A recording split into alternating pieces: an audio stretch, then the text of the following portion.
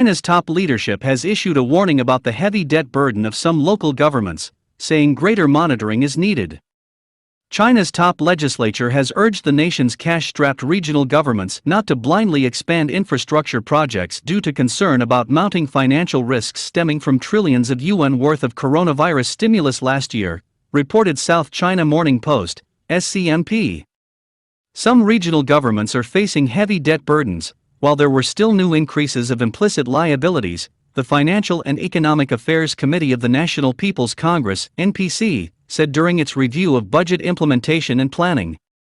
We must push for the compilation and publishing of local government balance sheets.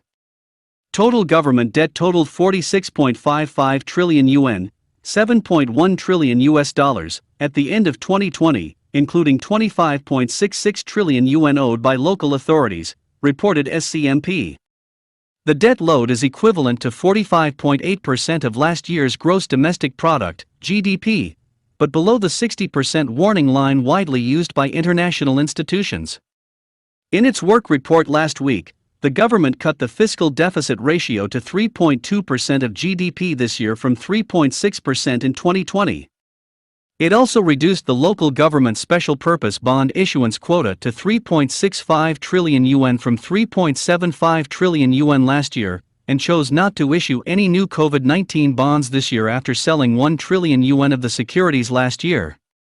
On Sunday, ratings agency Moody's warned the weakening fiscal profiles and rising debt burdens of provincial governments are weighing on the economy and government-supported entities. It cited the case of Hunan, a province in central China being supported by the World Bank to achieve fiscal sustainability, where much of the debt is a result of its large-scale investment in industry, infrastructure, and real estate in past decades.